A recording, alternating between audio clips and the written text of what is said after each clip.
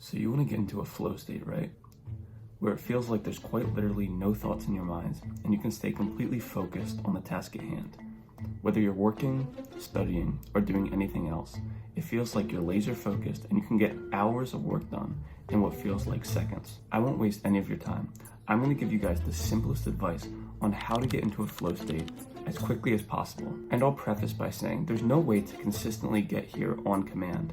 But there are a few things we can do to make this state of mind a lot more likely and make our study sessions or work sessions a lot more productive. And the very first thing we can do is to create a novel environment for ourselves. This is essentially to say that our brain thrives on new experiences. So if you want to get into a flow state, you need to be somewhere or be doing something that is new to you. This means if you usually study in your dorm room or the library, for example, finding a new study spot and switching things up is very beneficial if we want to get into this flow state. It turns out that the focus areas of our brain are kicked into hyperdrive when we're in new experiences. So biologically, this would be helping us with safety, but we can utilize this to make our studies more productive. And now what this might look like for you is building up a repertoire of different places that you study at, as opposed to studying in the same building every single day.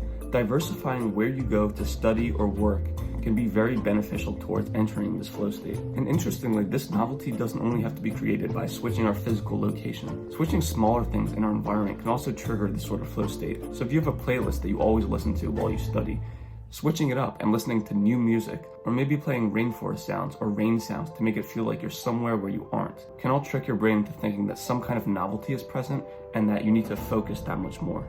Now that we've got over the big idea of introducing novelty into your study sessions, there's 3 things that I don't want you to do when you're trying to achieve flow, because it's going to knock you out of this state of focus and just make it more difficult to get back into it. Now, the first thing you probably shouldn't do if you're trying to achieve a state of flow is to study with friends. And I know this might sound a little bit extreme, especially if you're very used to studying with your friends, but just the smallest conversation or the smallest distraction from whatever they're doing can fully pull you out of whatever flow state you might have already been in. Especially if you're studying with a distracting friend who likes to yap a lot, it can make the experience almost impossible. So what I would recommend is if you're really serious about getting into a flow state, and again, you don't have to be, you can still have super productive study sessions, having fun with your friends, talking and doing everything that comes along with that. But if you truly want to get into a flow state, I would recommend that if you're going to study with a friend, only study with a friend who can also truly lock in and focus on their own work and who's not distracting you. If both of you can focus and do your own thing, then it's fine to study with people, but for the most part, you're not going to want that distraction if you're really trying to get into that flow state. Now, my second thing not to do is study in a very crowded and loud environment. I don't care how amazing you are at focusing, if you're in an environment that's not conducive to getting you in a focused flow state, then you're really just shooting yourself in the foot there. You want to study somewhere quiet where there aren't going to be a lot of distractions, because anything that can pull your attention away from your studies is working against you when you're trying to get into a state of flow. So if you do want to study in something like a cafe, just make sure it's a calm, chill environment as opposed to maybe a campus cafe that's constantly bustling with conversations and people walking back and forth, getting in your way. You want to make sure the environment is relaxed so you can focus and your attention is not being pulled in other directions. And the last thing not to do if you're trying to get into a flow state is to not switch the tasks you're doing too drastically. When we're in a state of flow, it really makes it so that we're super locked in and focused on one specific task.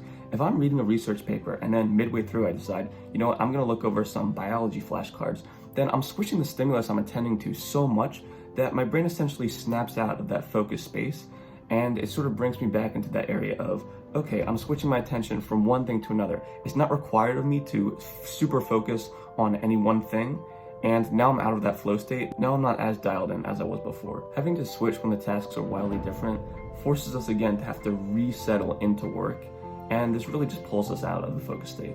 Now I hope you guys can find these tips useful, and I hope I didn't lose you along the way. If you're not subscribed, this might be the last video of mine that you see, so I hope you enjoyed it, and I'll see ya. If you do like videos like this and you're subscribed, I really appreciate it. There's going to be a whole lot more videos like this soon, but until then, I'll see you guys.